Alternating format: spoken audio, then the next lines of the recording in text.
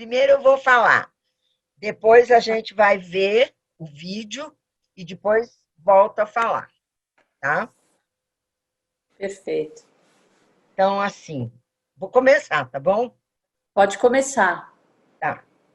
Então, o tema de hoje, né, é xamanismo. Eu botei assim, xamanismo, poder, saúde, que tudo que tem a ver com xamanismo, né? Nas sociedades originárias, né, eu falo indígenas generalizando, tá? Da Sibéria até a África do Sul, tudo é indígena, tem povos indígenas espalhados pelo mundo todo, tá? Nessas sociedades, o poder ele é diluído, ele é fluido, ele é fraco, né? O Levi-Strauss diz que ele é fraco. Por quê? Porque você tem a guerra, né? Portanto, tem que ter são decisões políticas, fazer ou não a guerra, proteger a sua comunidade, a sua sociedade, né? As armas da caça são as mesmas da guerra, né? E a habilidade também, né, é a mesma. E então né? Tem os anciãos, que são a palavra, né? Eles têm a palavra. A palavra é uma coisa muito importante nessas sociedades, que são sociedades de tradição oral.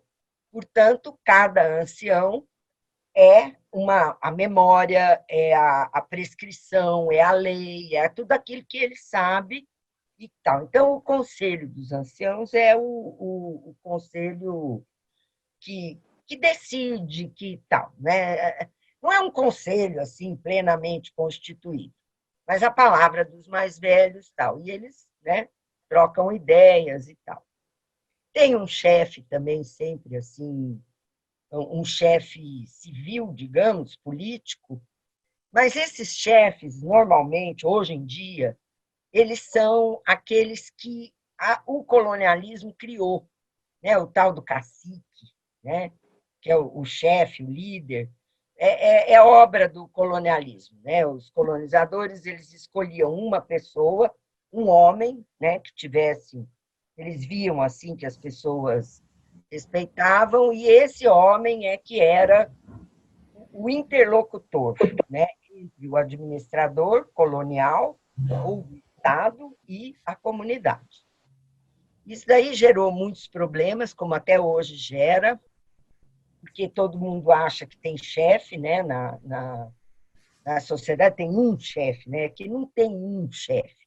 Em alguns lugares tem, alguns povos da África, tem, por aí tem muitas variações.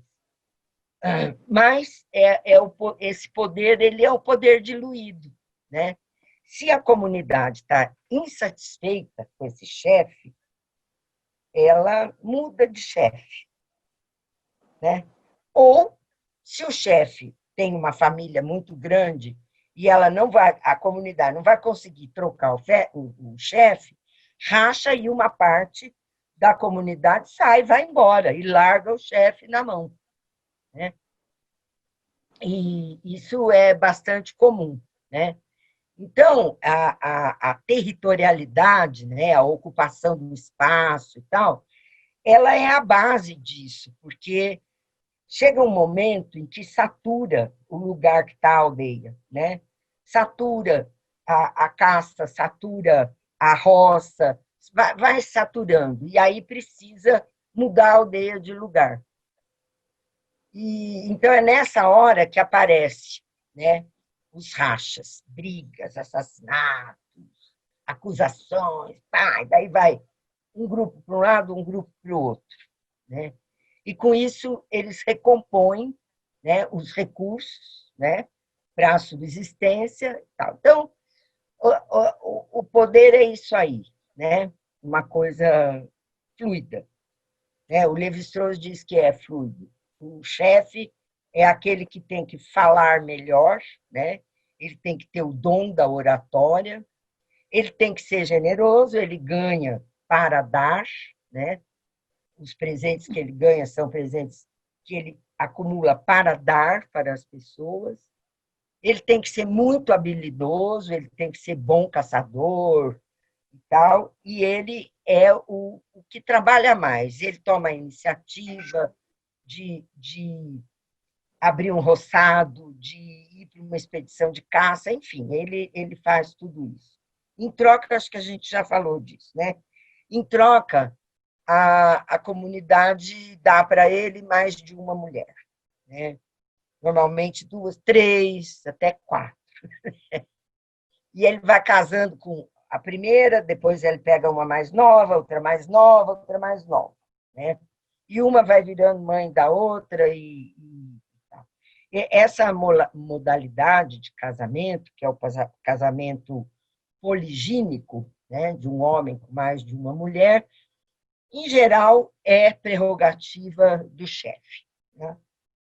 Ou de quem também? Do xamã, né? Porque o que acontece? Tem uma outra figura, né, proeminente dentro da comunidade, que é o xamã. O verdadeiro poder é dele, né? Porque o poder dele não é esse de... Lá ninguém manda em ninguém, né? Um chefe não manda, ele não tem esse poder de mandar, né? Ele conduz, ele conta mito, ele dá exemplo e tal. O xamã é muito mais do que isso, né? O xamã, né, é aquele que é o intermediário entre o mundo humano, né, com o mundo sobrenatural, o mundo visível e o mundo invisível. Ele transita nos dois mundos. E para ele ir para o mundo invisível, né, é porque ele tem um dom, uma qualidade, um dom que nasce com ele, né, e que possibilita que ele faça essa travessia. Ele é o único que vai para o céu e volta, né? As pessoas comuns, elas, para ir para o céu, elas têm que morrer, tá? Então, só morrendo que vai para o céu. E o xamã, não, ele vai e volta, né? Então, isso exige dele um treinamento, uma formação, um, um, um adestramento e tal. Quem reconhece um xamã, né, às vezes até uma criança recém-nascida, tal, já vem um xamã e fala, ele é xamã, né? A pessoa sonha, tem ataque epilético, tem, enfim, um monte de coisa que o xamã, outro xamã, reconhece como sendo expressões do xamanismo daquele indivíduo, né? Então, tem e aí ele vai fazer a formação, né? A formação que um outro xamã se dispõe, né? Porque ele tem que conhecer muitas coisas, né? Ele tem que conhecer a natureza, ele tem que conhecer da natureza tudo, porque todo mundo conhece, não é que ele vai conhecer mais que os outros, mas ele vai conhecer as plantas que são curativas, as plantas que são venenosas, e ele vai saber manipular isso, né? Ele tem um conhecimento farmacológico muito grande, né? E ele vai também saber ministrar as terapêuticas, né? Bom, daqui a pouco eu volto. Eu vou ler para vocês uns trechinhos aqui, né, de um livro, Xamanismo no Brasil, Novas Perspectivas. Esse livro aqui é dos anos 90 e sei lá o quê, 96, é uma coletânea organizada por essa antropóloga, Jean Matson Langdon, é lá da Universidade Federal de Santa Catarina, um livro esgotadíssimo, nunca mais eles reeditaram e todo mundo quer esse livro, e, enfim, né? Bom, Mas eu vou pegar aqui só uns trechinhos de como que é que ela define isso e que eu acho que é interessante antes da gente ver o vídeo, tá? Então, ela fala que o xamanismo é um fenômeno que no Brasil é conhecido como pagelança, né? Constituiu-se ao longo dos anos um grande desafio para a antropologia. Desde a segunda metade do século XIX, que os antropólogos estão se debatendo e tentando compreender. Tá? Tem muita estrada aí, caminhada, acho que a antropologia tem já um conhecimento muito grande, tá? Né? Mas ela lembra uma coisa que é bem interessante para a gente situar e contextualizar o xamanismo hoje. Ela fala que hoje, né, em consequência de movimentos sociais como os beatniks, nos anos 50, né, passando pelas religiões orientais e pela parapsicologia, o xamanismo se beneficia de um novo status, tanto no mundo acadêmico quanto fora dele. Os hippies seguiram aos beatniks, com o seu sacerdote guia, que foi o Timothy Leary, e o uso dos tóxicos começou a espalhar pela classe média nos Estados Unidos e na Europa, e até mesmo no Brasil, né? Começou a se espalhar. Os livros de Carlos Castanheda, né, que foram bastante lidos, né, e que ele ia mostrando e desafiando assim, né, um olhar positivo da ciência, né, sobre a natureza e a realidade da percepção, né, a natureza e a percepção, né, que foi uma coisa que foi sendo deixada de lado, enfim, também não precisa remontar muito, mas está lá desde do Descartes, né, que fala penso, logo existo, e que tudo que é sensível, percepção, intuição e tal, foi considerado crendice, coisa do passado e coisa de selvagens, né? Então, esse momento aqui é um momento importante, né, que vem selar isso, né? Então, ela fala assim, também, né, a descoberta das diferentes capacidades entre os lados direito e esquerdo do cérebro, né, tornou-se um tópico bastante discutido e tal. Tinha aulas de arte, né, escolas de arte que iam trabalhar ao lado, agora eu não lembro se é o esquerdo ou se é o direito, tá? Qual? O direito, né? O direito, tá. É do lado direito, que é o lado da percepção e da sensibilidade, né? Aí ela diz assim, né? Então, trabalhando isso, né? Tentando religar, né, o pensamento positivo, né, lógico, né, com o pensamento mágico, né?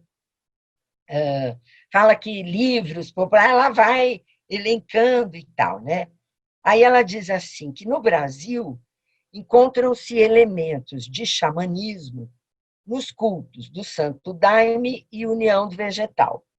E eu acrescentei aqui, né, essas igrejas pentecostais, essas pequenas, tá?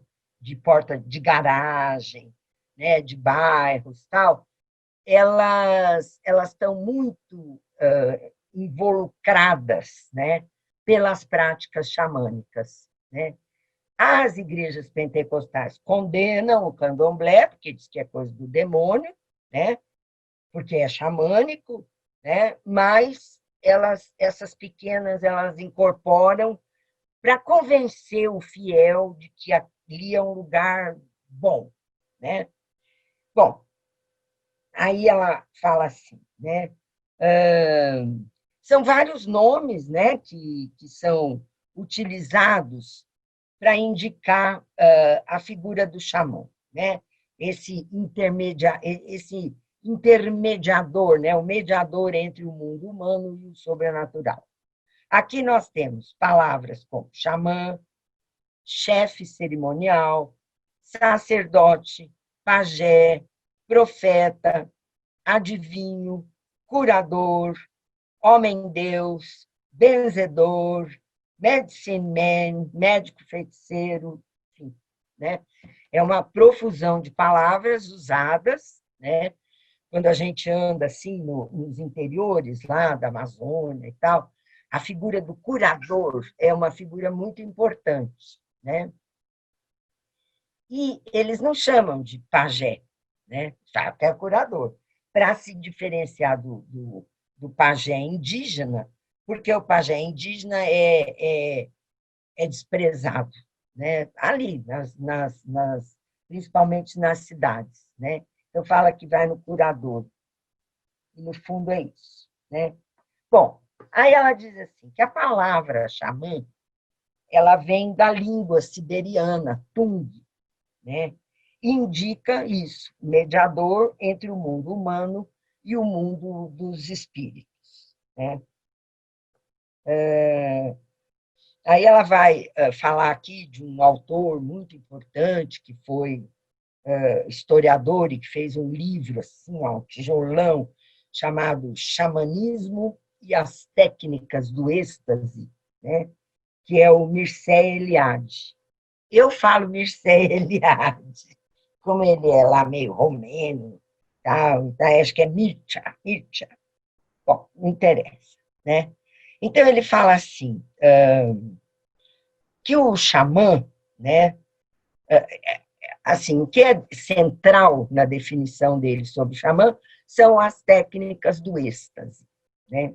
O êxtase do xamã, né, é que leva ele para esse mundo sobrenatural, né?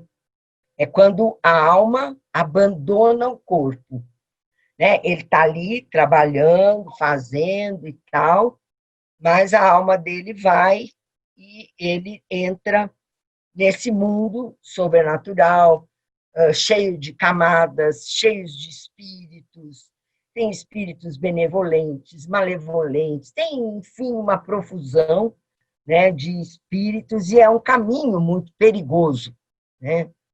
Porque ele, xamã, ele é vulnerável, ele é um ser vulnerável, porque se a alma sai do corpo, ela se torna, né, a possibilidade dela ser capturada por um espírito do mal é muito grande, né?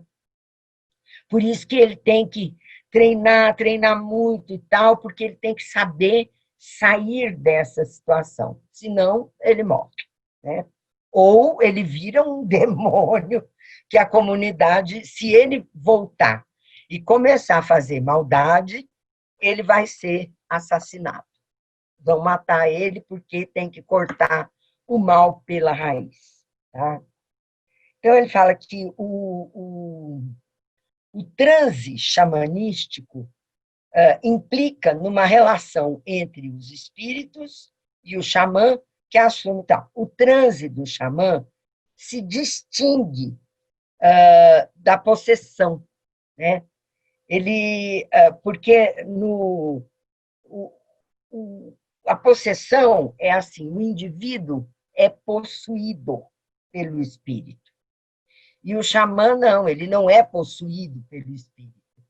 Ele evoca, ele entra em transe para ir ao encontro dos espíritos. Não é nenhum espírito que vem e que possui ele, né?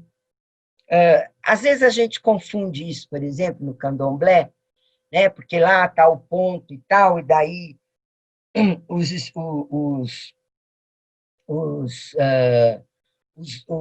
ai, meu Deus do céu, as palavras me falam, né? Os espíritos vêm, incorporam, né? E a gente acha que é isso, que está incorporando, né? E é o contrário, né?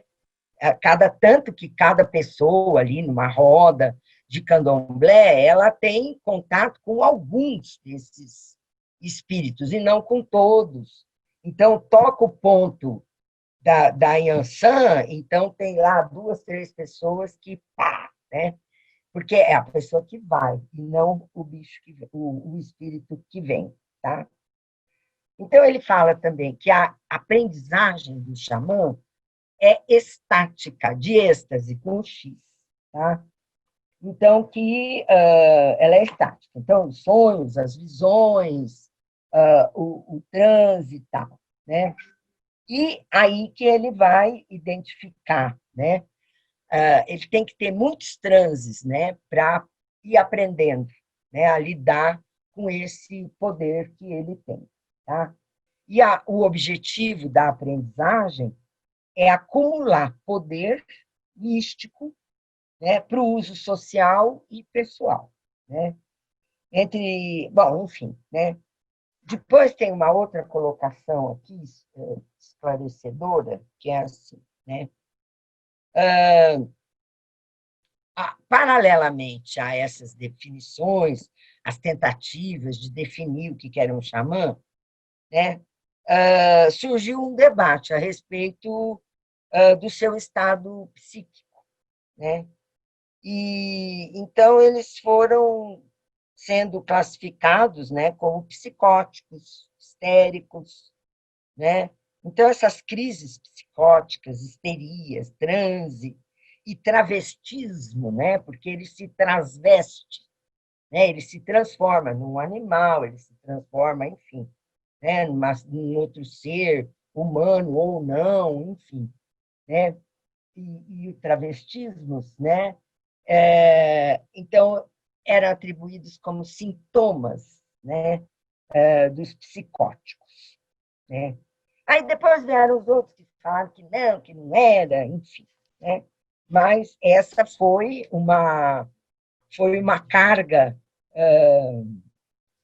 uma carga pesada, né? E que atribui. Então, assim, os padres, quando eles chegaram aqui, eles já selaram, né, que aquelas manifestações xamânicas que eles estavam vendo era coisa do demônio. Então, aquilo lá era demônio. Bom, né? Se lá na Europa as bruxas foram assassinadas, né, por causa deste poder xamânico, né, as bruxas e os bruxos também, mas mais as mulheres, né? Então, era demônio, né? E aí, então, tinha que fazer a mesma coisa, né? E dominar, e domar, né? A ideia muito era essa, né? Catequizar, né? Era domar, né? Para que as pessoas, né, canalizassem as suas crenças para a religião católica, no caso, né? Bom, aí vem, né? Curar. Curar, a cura é um papel bastante frequente do xamã, né? Em alguns casos, até o único. Às vezes tem xamã que só faz sessão de cura, né? Mas, para isso, também ele tem que usar o poder sobrenatural. Por quê? A doença, né, ela é criada, gestada, né, no corpo da pessoa, mas ela não vai de dentro para fora, ela vem de fora para dentro, né? Então, é um espírito, né, que veio e colocou a doença no corpo da pessoa, né? Quem, quem faz isso, né, que bota a doença dentro do corpo das pessoas, é o outro xamã. Então, um xamã, dentro da comunidade dele, ele cura. Mas para outra comunidade, ele pode enviar feitiços e matar, né? Ou deixar doente, enfim. Existem várias maneiras, né, de enfeitiçar. Isso aí deu um problema na nossa história, principalmente, assim, toda a colonização e tal, mas no século XX foi muito dramático, né, porque as epidemias elas foram muito fortes, né? Não só assim a gripe espanhola, né, mas outras tantas que iam chegando, né, nas aldeias, né, sarampo, é, é, as doenças aéreas, né? As gripes todas, a pneumonia, a tuberculose e tal. E houve, né, em alguns lugares, momentos muito dramáticos, né? Porque uma epidemia, ela, como diz o René Girard, epidemia é violência, porque ela não distingue pessoas, nem sexo, nem idade, nem classe social, tal. Ela pá, entendeu? O que acontece, que a gente está vendo hoje, é que as classes sociais mais abastadas, elas recebem tratamento mais rápido, mais eficiente e tal. E as classes menos abastadas, que vão para a fila do SUS e não sei o que tal, né? Tem, por exemplo, a morte daquele chefe lá, Aritana, né, lá no Xingu, que é o Alapiti, ele, enfim, ele ia muito lá numa cidade próxima, né? E ele era uma pessoa importante tanto dentro do parque do Xingu quanto fora, né? Ele tem uma história assim de muita proeminência, e um papel político importante e tal. E ele ia muito lá, né?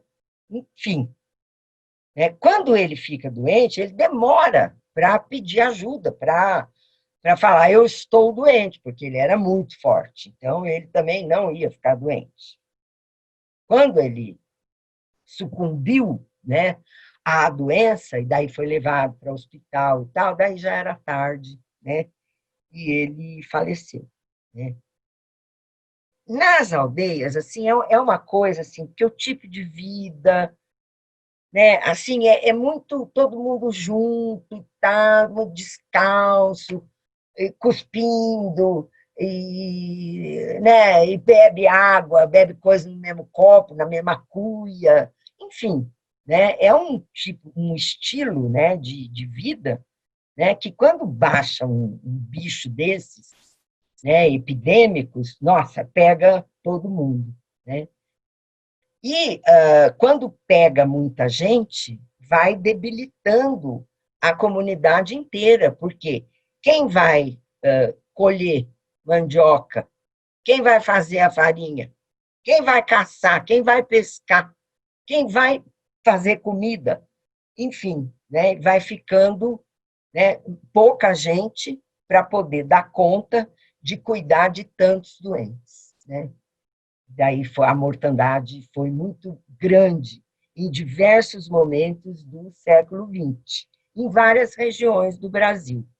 Aqui no estado de São Paulo, no interior, o povo caingangue, ele pegou a gripe espanhola. Em 1916, eram 1.500 pessoas. Em 1919, quando terminou o surto todo da gripe espanhola, eles eram 500. Então, quer dizer, são 2/3 que morrem, não 2/3 que ficam, não é 1/3 que morre, é 1/3 que fica, né? Então, uma redução populacional muito grande, e isso aconteceu muito, né, por aí. Os Tapirapé, lá do Mato Grosso, eles falaram assim para um antropólogo: olha, branco não morre, né? Como não morre? Por quê? Ah, porque tem comprimido. O comprimido é mágico. Você está com febre, toma um comprimido, a febre abaixa. Você está com dor, toma um comprimido, a dor some. E é uma coisa muito imediata, rápida.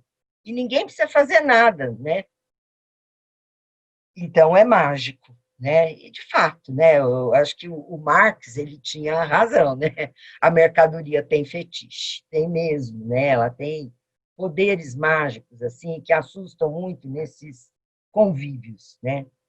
E houve também muita maldade feita, né? Principalmente no século XX, quer dizer, nos outros também, mas é que era mais difícil.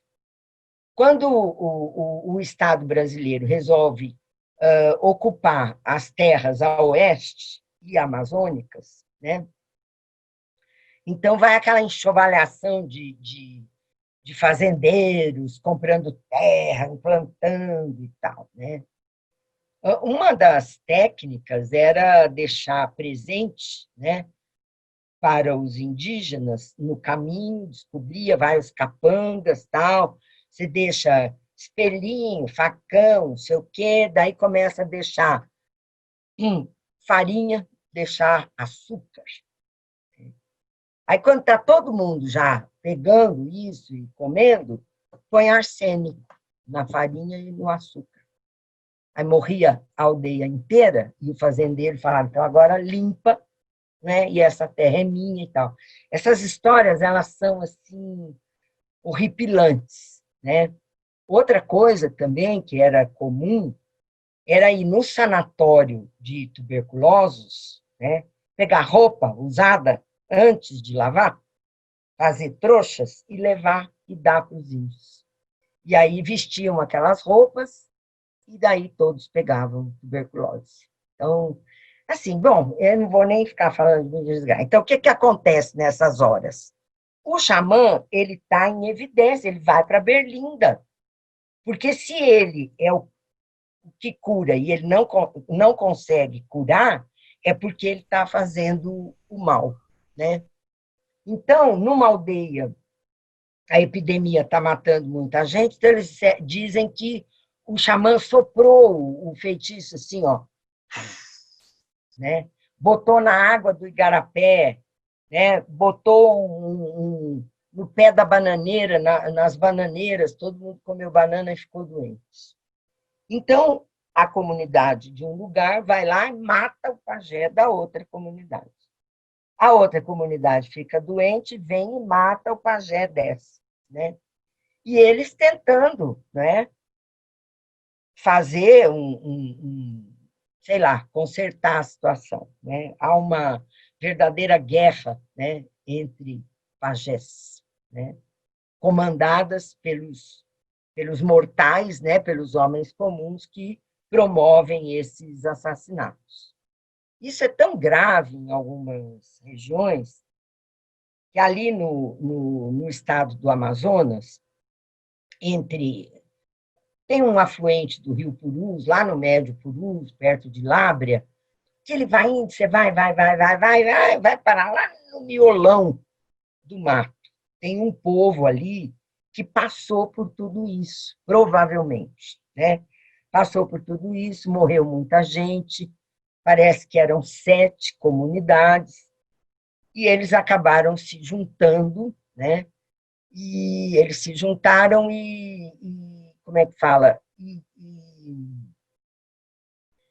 Reconstruíram, né, a vida, né, em conjunto. Eles falavam línguas assemelhadas e aí acabaram falando uma só e tal. E fizeram uma opção, a opção de não ter pajé. E aí distribuíram os papéis do pajé. Quem canta, quem puxa o canto, quem reza, quem cuida das ervas medicinais, quem cuida, está tudo distribuído, né? Então, os rituais, são comandados assim, dessa maneira não centralizada, não tem pajé. E aí o que aconteceu? Aí eles criaram um hábito, né, que deixou todo mundo de boca aberta, né, que foi o do suicídio, né? Então, quando uma pessoa está contrariada, ela resolve ir lá para o mundo dos espíritos, que é melhor do que esse aqui da Terra. A contrariedade pode ser assim, qualquer motivo fútil. O pai deu pito no filho, a mulher xingou o marido, ou desrespeitou o marido na frente dos outros, enfim, qualquer coisa dessas, né? A pessoa se sente humilhada, raivosa e tal, ela corre, vai na roça, pega o veneno de botar na flecha, que é plantado nas rochas, alguns lugares chama tingui, né? Pega, pega assim um galho, um fumaço assim, espreme e aquilo vai soltando o líquido dele. E aí ela vai bebendo as gotinhas daquele veneno. Daí ela corre e vai para dentro da casa, morrer no centro da casa. A casa é uma casa comunitária, a aldeia, casa.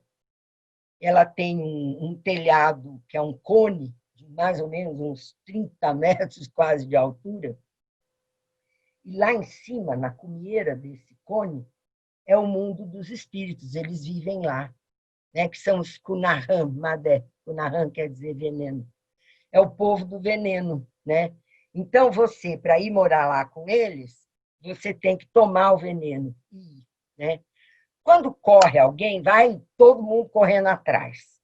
Tem alguns antídotos, tal, mas às vezes não dá tempo, né? E daí vai, né? E isso não impede esse povo de ser feliz, de casar, de comer, de dar risada, de fazer seus rituais e tal. Isso eu conheci, fui muito amiga dele, do Gunther, do padre, coitado.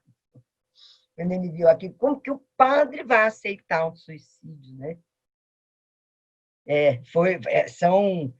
São assim provações assim muito limítrofes, né, para as pessoas, né, que entram em contato com essas experiências e daí a religião de um diz que é pecado, que não pode e tal, né? Enfim, mas até isso, né, a gente vê por aí acontecer, né? Tão tão cruel são as epidemias para esses povos, né? Agora, quando foi esse negócio de Covid, começou o alarme, né? As lideranças indígenas, a APIB, né? A Associação dos Povos Indígenas do Brasil e tal, todo mundo, o que vai acontecer? E aconteceu, né? Não para, né? As doenças, tal, já são milhares de mortos e milhares de contaminados, enfim, é um pandemônio. E essa memória das epidemias, ela não é uma memória lógica, cronológica. Ah, então a gripe espanhola matou tanto. Não, não é isso. É uma memória que está lá, né, no inconsciente, né, e que deixa, né, essas pessoas todas apavoradas, assim, né, com muito medo do que pode acontecer. Bom, mas o pajé cura. Tá? Esse é uma das tarefas dele. Ele pode matar, porque o mesmo poder, né, é o mesmo poder que a pessoa tem, de curar e de matar. Não tem um, às vezes falava assim, que tem o pajé do mal e o pajé do bem. Não, não é o mesmo pajé. Né? Muitas vezes tem um pajé meio assim, meio fake, né? Assim, que ele não é tão bom, ele não fez muita a formação dele foi fraca, ele está forçando a barra e ele acaba fazendo besteira, né? Então, em vez de curar, ele mata, ou a pessoa não cura, tem que ir no outro pajé e tal, né? Esses aí vão sendo expurgados, né, pela comunidade, né? Deixa eu ver aqui, isso, né? Bom, e esse pajé, então, ele é o curador, ele reza, né? Então, o que ele tem que fazer quando uma pessoa está doente? Ele entra, ele vai cantando, tocando instrumentos, tal, e vai acionando, né, o mundo sobrenatural, né? E daí, lá ele vê qual é o espírito que está causando mal para aquela pessoa.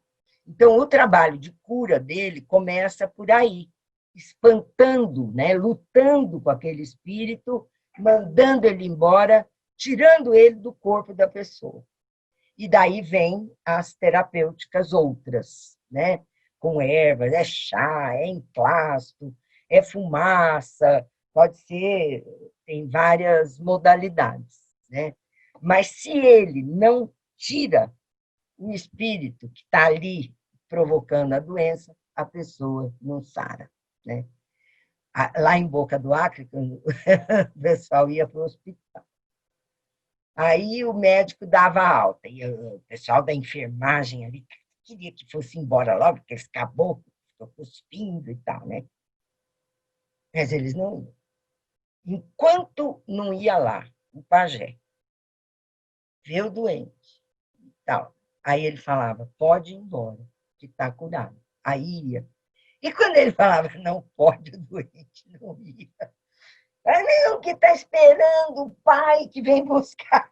Ficava inventando coisas, porque aí o pajé demorava uns 2 dias para voltar e falar, agora pode ir. Enquanto ele não liberava, o pessoal não saía do hospital, porque ia morrer ali virando a esquina. Né? Bom, isso também, então, enfim, né? O caráter, né, da pagelança, do xamanismo, é um caráter sagrado, né? Ficou discutindo muito tempo que religião era diferente de xamanismo. Não é, não, é tudo religião. Né? Não é religião assim, tem religião que tem um corpo doutrinário, uma hierarquia institucional e tal. Isso aí são as religiões doutrinárias. Aí tem as outras religiões, né? Que não são doutrinárias, não tem um corpo doutrinário. E aí, então, tem várias formas, e uma delas é o xamanismo, que está espalhado no mundo todo, né? No Oriente, na África, todos os continentes, nós temos povos que até hoje praticam, né, essa religião. Né? Bom, não, esse aqui não. O Kiosko, vamos ver o vídeo, senão vai ficar muito tarde. Cadê ele?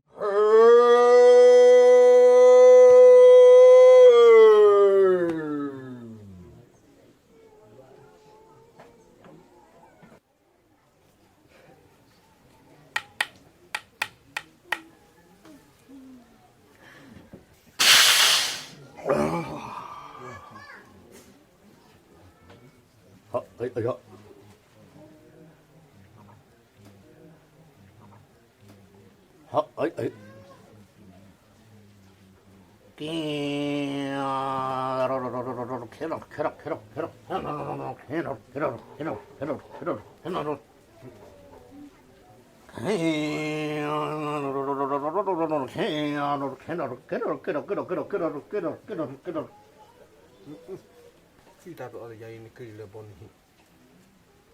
Hey, tu berhadap. Kita tu awal dah lepas kiri.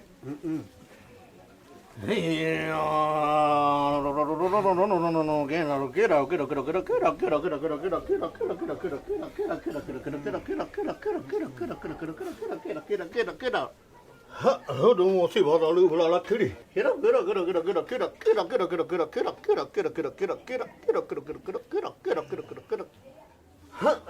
si bawa mana hadu kiri. Kira.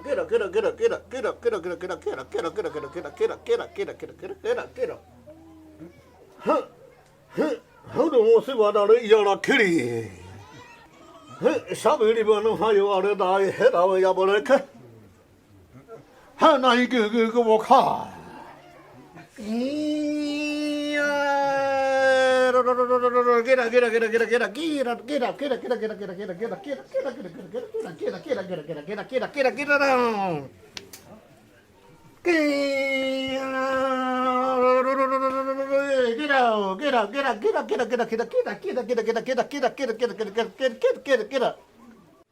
Sorry, my Uni nani yoma bena, bori ke abadani yama hey, ku uri liage, ku uri liage, ku uri liage, ku uri liage, ku uri liage, ku uri liage, ku uri liage, ku uri liage, ku uri liage.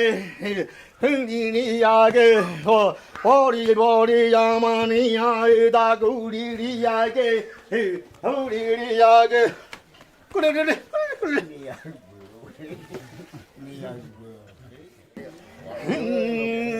呀，一杯马古古巴里的呀，下边的白呢那拍外一股的白的呀。hai kia kêu à hai kia kêu à hai kia kêu à hai kia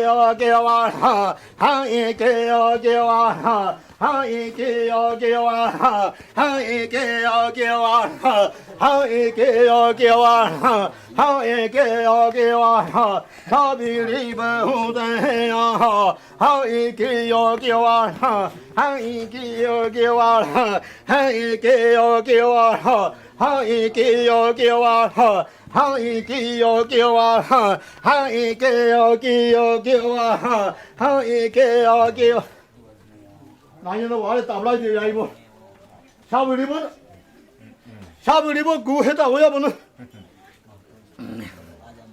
hiện hoa yên hoa để tập lại ta ya y bộ sao bị đi về khui mà bờ đây hai kia mong ba hai kia mong cứ hết ba ta yo bờ đây hai kia kêu à hai kia kêu à hai kia kêu à hai kia kêu à hai kia kêu à hai kia kêu à hai kia kêu à hai kia kêu à hai kia kêu à hai kia kêu à hai kia kêu à hai kêu kêu kêu kêu kêu kêu kêu kêu kêu kêu kêu kêu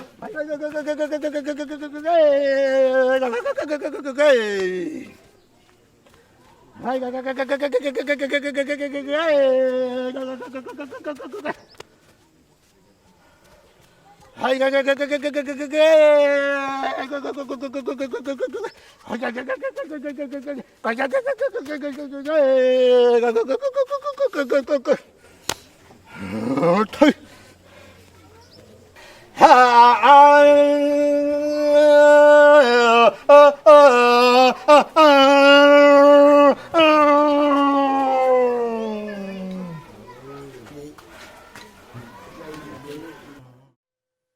Então, alguém estava perguntando, né? O nome do filme é Chapari, e o Quioso que encontrou, né? Ele tinha isso gravado e tal, ele não acha em outro lugar, mas enfim, nós estamos tendo o privilégio de ver.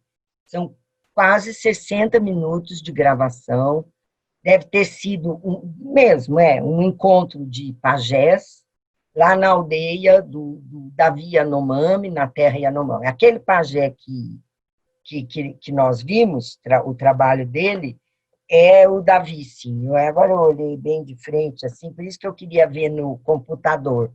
É ele mesmo, ele é um grande pajé, ele tem muita força, muita seriedade também no trabalho dele, além do que ele assumiu também ser um líder, né, de denunciar, de lutar pelo povo dele, de lutar pela terra e tal. Os discursos dele são maravilhosos, a maneira como ele mostra o que é a natureza, enfim, é uma beleza ele. Posso fazer uma... Pode. Você vai abrir um momento para perguntas ou eu posso... Bom, já, peraí, só estou explicando porque tem gente que fez pergunta aqui, escrita, e que tal. Então, é assim, é uma sequência de pajés, tá? Corta entre o outro.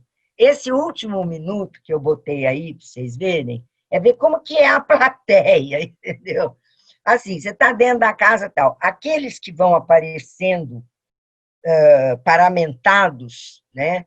Eles são os pajés que estão ali em roda, tá? E cada hora é um que levanta e faz o seu canto e tal. Eles não usam ali instrumentos nenhum, né? Eles não usam instrumentos e eles cantam, né? E assim que vai elevando o transe. E mais uma coisinha só, então, as pessoas ficam ali assim, na rede, entendeu? Muita vontade, tem umas horas que conversa, sai, volta, não tem assim uma solenidade, né, da assistência. E eles, enfim, ficam ali muito à vontade, tá? São vários os pajés, um que tal, e aí o filme é isso, o filme... Tá. E a filmagem, vocês viram que eles filmaram de um jeito assim incrível, muito semelhante às fotografias da Cláudia Andujar. A Cláudia Andujar não, ela é ainda uma fotógrafa, ficou anos indo lá na terra Yanomami, fez suas fotos e foi também uma grande ativista. Ela batalhou muito, né, pela criação do Parque Indígena Yanomami. Foi daí também que o Davi foi dando força e tal, e ganhando força para isso. As fotos da Cláudia, quando você olha, tem fumaça, tem sobreposição de imagem. Então, você não sabe assim, que nem essa filmagem aqui. O que eram aquelas luzes e tal? Era o que o pajé estava vendo, o que os outros estavam vendo, e tinha uma hora assim que um cara apontava e ria, né? Ele devia estar vendo espíritos e tal. Então, né, a gente só desfruta disso, tá? Depois, vamos começar com as perguntas, já tem umas que vieram aqui, mas pode falar, o Arro. Não, responde as que já vieram. Quem sabe Não, tem alguma que vai então, fazer. umas eram sobre o filme, o que era o nome e tal. Né? A Iorim fez uma pergunta, qual era o papel das mulheres, né? Minha filha. Isso aí é a expressão, né, do patriarcalismo ferrenho, né? Hoje em dia tem mulheres xamãs, várias, tá? Inclusive lá no Xingu, eu vi uma filmagem também da mulher com uma criança amamentando e tal, numa sessão de pagelância. Mas, assim, tradicionalmente, as mulheres não são xamãs, não são protagonistas dessa religião. Fala, Eu, Arro. lendo o livro do Davi Copenau, A Queda do Céu, conta que uma filha dele foi reconhecida para ser xamã, só que ela abriu mão quando casou, quando teve filho, não, que foi o movimento dela, que não foi nada que ele tivesse impedido, vamos dizer assim, que ele até se ressente, ele dá a entender no livro, que ele gostaria que ela tivesse... Ela tivesse desenvolvido. Mas, Na aldeia Camaiurá, no Alto Xingu, a Mapulu é pajé, uma grande pajé, isso, inclusive atuante nessa causa das mulheres dentro da aldeia de um ponto de vista feminista. isso. Era dela que eu estava É uma falando. exceção porque ela é irmã do Cotoque, que é o Isso, cacique da era. aldeia. Uhum. Então, o Cotoque agrega forças, além de ter 8 mulheres, vários filhos, então o clã dele aumenta, e ainda mais com a irmã sendo Sendo pajé, pajé, né? né? E ela Mas é. ela é uma grande pajé. Ela é uma grande pajé, isso. E então, mas tradicionalmente, o que você tem é assim, né? O pajé, quando ele entra, né, em trabalho, né, estático, de êxtase e transe, ele se torna vulnerável, né? Então, as mulheres, quando elas estão grávidas, elas não podem nem chegar perto de um negócio desse. Porque se o espírito pega, mata ela e a criança. E aí, enfim. Então, tem uma coisa com as mulheres que não é necessariamente um machismo, um patriarcalismo e tal, que é a proteção do corpo feminino, né? Porque ele é o corpo que gera, né, as crianças, amamenta, gera, tem parto e tal, né, que é a proteção desse corpo, né? Hoje em dia, como existem muitos recursos que já chegaram nas aldeias, né, recursos de hospital, de UTI, de mamadeira, né, leite em pó, enfim, vai mudando um pouco a maneira de tal. Então, tradicionalmente, as mulheres elas eram coadjuvantes da pagelância. Por exemplo, cantar. Elas faziam o coro do canto. Por exemplo, cuidar das ervas que elas plantavam na horta e que elas tinham domínio do uso das ervas. Que é um aspecto, né, desse xamanismo aí. Não é uma coisa assim, não é um detalhe. Plantou, toma aqui um manjericão, não é? Não é isso, né? É o domínio mesmo e o conhecimento daquilo, né? Você falou bastante da questão da cura, né? Do xamã ligado à cura. Mas e quando não há cura? Como que é o encaminhamento para a morte? Existe um trabalho nessa direção? Porque às vezes não tem cura. E não é por falha do xamã, né? Tem um tempo natural das coisas, né? Então, por exemplo, eu presenciei numa aldeia um caso da moça que estava com tuberculose. Até chegar no diagnóstico de tuberculose, passou por um monte de coisa. E ela daí estava lá, eu estava um dia que eu estava lá na aldeia, veio um pajé de um outro lugar, ele veio por acaso, pegou carona com o carro da saúde e tal, e aí foi aquela coisa, aí ele veio. Então você veio para curar ela. E ele fez lá a sessão dele de cura e tal. E aí ele disse assim: olha, espera, não vai para a cidade agora, espera uns dias até o trabalho dele assentar, né? Mas os apressadinhos, né, da CESAI e tal, o pessoal da saúde, que o pessoal da saúde é do peru, né, de arrogante, assim, né? Mesmo com as melhores intenções. Não, vai hoje, porque o carro está aqui, senão ela vai morrer e tal, e levaram. Puta, mas foi um perereco, né? Porque ele não completou o trabalho dele, né? E o pai dela ficou bravo porque ele tinha cobrado pelo trabalho dele, ele queria uma rede, e o pai deu uma rede para ele, que é um objeto que aquelas mulheres lá na aldeia Minqui, né, o povo Minqui, fazem, lindíssima, tal. Tem algumas até que o pessoal levou daqui, que era delas, das mulheres Minqui. E aí ele ficou bravo, e agora e tal, papapá. Bom, conclusão. Foi diagnosticado com tuberculose, foi para Cuiabá fazer o tratamento, ficou lá 6 meses se tratando, que a tuberculose exige isso, voltou boa, linda, leve e solta. Ponto, acabou. Não tem, assim, um conflito, porque eles sabem disso, que o pajé pode tudo, menos com algumas doenças que o branco levou. Então, isso aí tá. Agora, tradicionalmente, se não cura, o pajé aí é escorraçado. Escorraçado. Muito bem.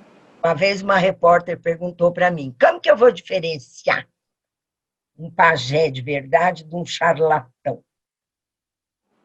Aí eu falei para ela, não vai diferenciar. Não vai, não adianta. Você só vai diferenciar na prática, na experiência.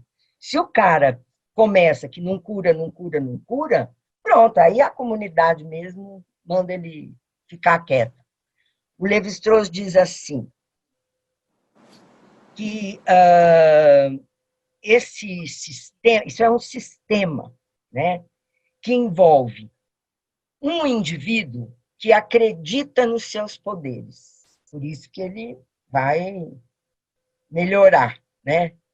Um paciente que aceita a cura. E uma comunidade que sustenta como valores e práticas e tal. Então, você tem um sistema ali, né? Então, se o cara começa a não curar, ele vai ser expurgado, afastado. Né? Agora, se matar, ele vai ser morto também. O que mais? Que alguém quer saber mais alguma coisa? Deixa eu fazer uma perguntinha. Você falou que eles acham que essas pastilhas, né, os comprimidos, né, que tiram a dor, que curam as doenças, isso interfere a cura pela medicina tradicional aqui, alopática, interfere naquilo que eles acreditam da cura pelas ervas, na cura tradicional? Não necessariamente. O pior das consequências é a dependência dos remédios, né? Que é um equipamento, né, do dominador que amarra as pessoas. Você fala, olha, se você não tomar, você vai morrer. Então, se você toma, você me obedece. Isso aí é uma coisa muito complicada, né? E não abala, assim, era que nem lá no Boca do Acre, tá no hospital, tudo bonitão, mas precisa do pajé para acreditar na alta do médico. A sobreposição dos sistemas, tá? Dos sistemas das concepções religiosas, de cura, de tudo, né? Ela é uma coisa que foi ficando muito presente, né, para as comunidades indígenas. Então, o domínio dos dois mundos, digamos assim, hoje em dia ele é comum, né? Então, assim, tem uns médicos, né? O Douglas e a Sofia, lá da Unifesp, eles são. E eles são daquela equipe que trabalha no Xingu. Tem, aliás, um vídeo que tá o Douglas, que mostra lá como é que é o atendimento de saúde lá no Alto Xingu.